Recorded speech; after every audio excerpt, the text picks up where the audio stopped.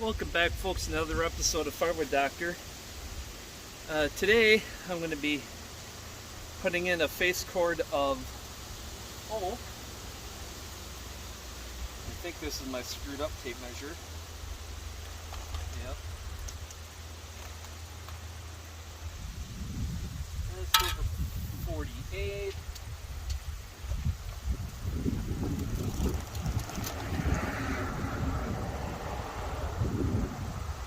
Well, this is 8.5 foot, so they're getting a deal on this. Yeah, this is 8.5 foot, so plenty of extra. I've stacked it that way to allow for shrinkage. You can see this is what I mean by screwed up. It's like broken internally.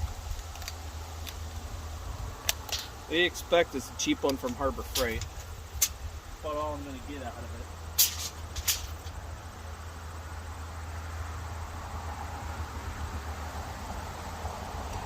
Keep working at it. Okay, that's good enough. What I'm going to be doing is to see how much is slightly more than a face cord is going to look loose tossed in the truck. So I have that for reference. And I know about four rows stacked in there neatly level is the face cord. I'm going to do it two different ways. Let's see how this looks.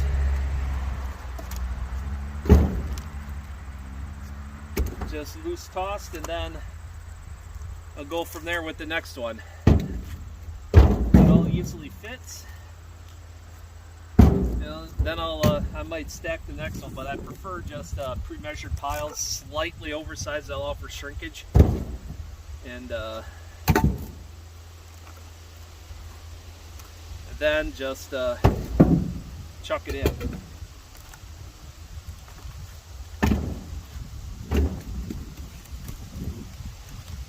Yeah, it's a lot warmer today than it was yesterday.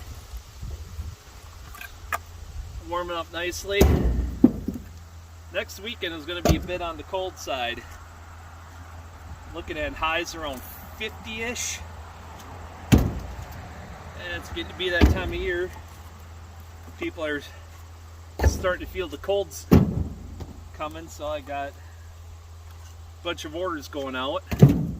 Hopefully I don't get too many more until I can get some ash logs in, and that's going to be looking at about 3 weeks from today before I can get one. So yeah, I get a load of ash, and then that way I can cut, split, and sell it right away. I don't have to inventory it. But that also means I gotta get the rest of the oak cut, split, and stacked before stuff freezes down. And no, I haven't broken a window yet. Come close. But chucking the wood just right, you're not gonna risk it. You're not at much of a risk, I should say, of smashing the window.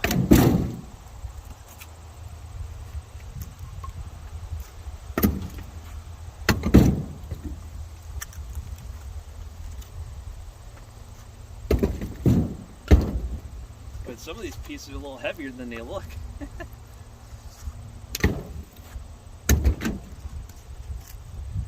And this is more sized for heating wood, which is what this is going for. It's not exactly campfire wood.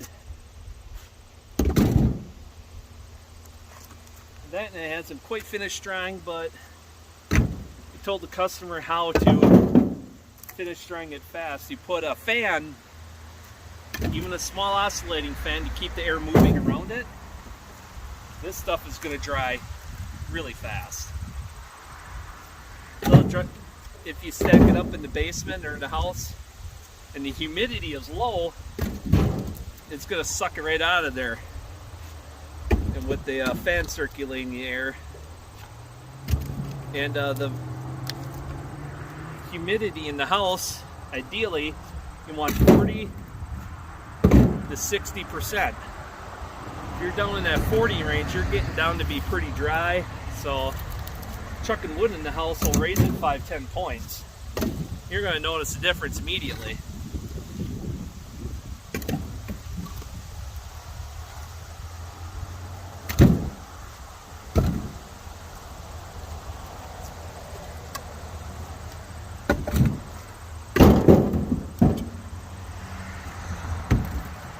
And if you do that, some people start chucking wood into the summer months, into their basement for that winter. Then you're going to need a dehumidifier. And even if you're just chucking in a face cord a weekend, and it's relatively wet yet, from sitting outside, it's going to have a lot of moisture in it yet.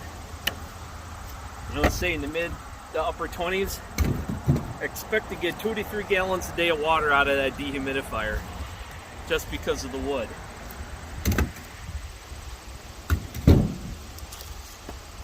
Yeah, 2 to 3 gallons a day. The average dehumidifier, I should say. If I said humidifier, well, that's wrong. The average dehumidifier, you're going to empty it like 3 times a day. In the morning, when you come home from work, and just before bed someone empties it, you're going to be doing it 3 times a day.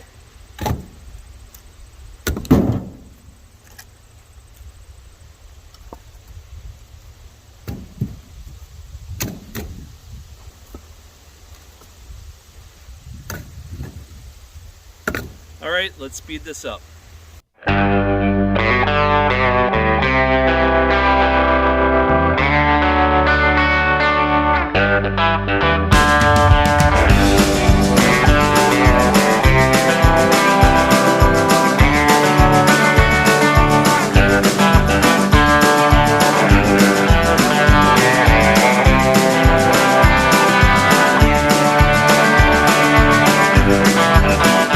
There you have it, folks. That is what a face cord looks like loose tossed into my truck.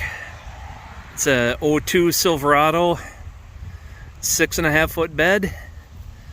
Some 6.5 foot beds, it could be level, but that means, the sides are, quite a bit higher. Looking at, 4 inches higher or so. Yeah, it's not a bad load. Customers getting what they're paying for, so I'm going to go down the road, and then next I'm going to hand stack it in there just to see the difference. Now, when you see the hand stacking, that would be right now. A slight tweak to my plans. I realized that I can't stack that next row in that same section where I got the other one from without the pallets toppling over, because they lose support on one side. So what I'm going to do is I'm going to take from my emergency resupply, take from that, and then I'm going to refill these with cherry later on. But these are 0.4 face cord each, so that'll give you a good idea of what a face cord will look like in this truck stacked. Here we go.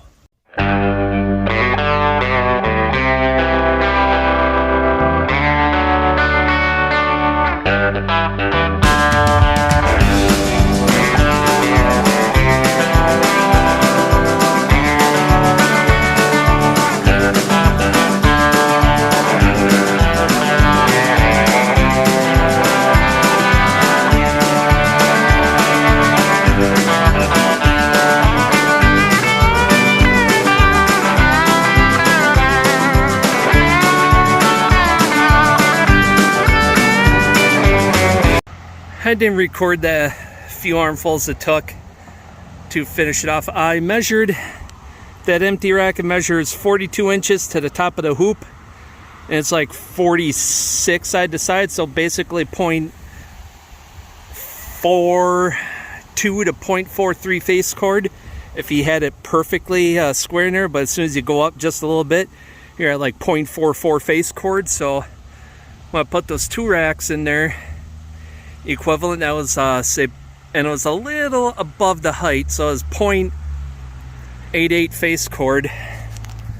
So basically say here, then the rest, so yeah, if it's, I got a few pieces above, so this is just a tick over a face cord. So not too bad, the customer's getting a decent deal, so that's the difference between them, folks. So until next time, take care, go out there, do something, but have fun doing it.